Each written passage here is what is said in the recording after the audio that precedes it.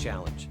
The Gospels are declared to be canon at the Council of Nicaea by a bunch of Christian bishops. And there was all these other Gospels, 50, 60 some Gospels, and there they declared that, well, we're gonna make these four the Gospels that we're gonna go with, okay?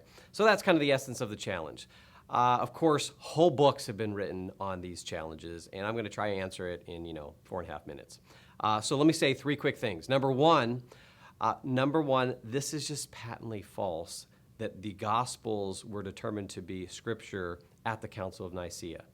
Nicaea had nothing to do with canonicity of Scripture.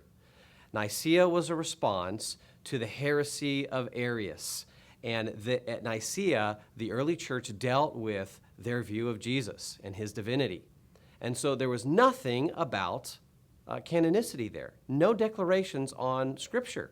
So this is false, and I just want to encourage people to stop getting their information from the Da Vinci Code, because this is just patently false, okay? In fact, there was no Christian council that just made some official declaration that the church followed about canonicity.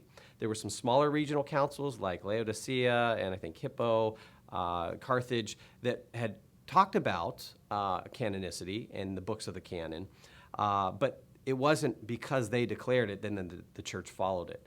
And therefore, they deemed the Gospels as the right Gospels, and so then the church followed it. No, they were just affirming what was already in the early church. And that's the second thing we need to look at. What did the early church think?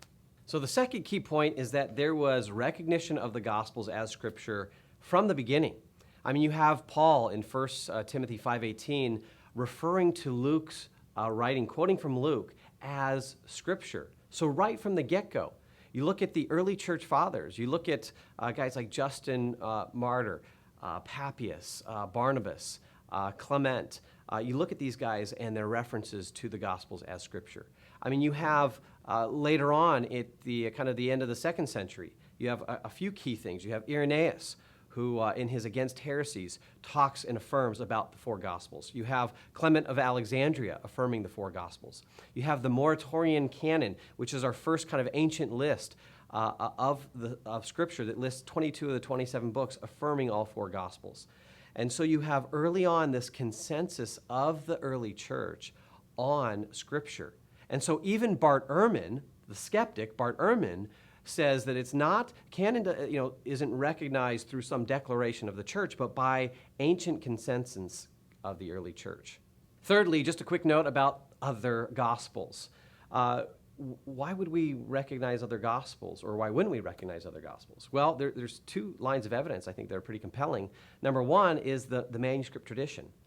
The number of manuscripts we have of a document seems to point in the direction of its influence, its authority, its importance. And our manuscript evidence for the Gospels far exceeds manuscript evidence for any of these other so-called Gospels. And so you have, I think in the 2nd century alone, around 60 or so manuscripts of the Gospels where of Matthew, Mark, Luke, and John, whereas other Gospels, I think we have maybe 15 or so. And so this huge discrepancy in the early manuscripts, the number of early manuscripts, I think points to the fact that these, the Gospels of Matthew, Mark, Luke, and John were much more valued. And then also you look at the citations of the early church fathers. Who are they primarily quoting from?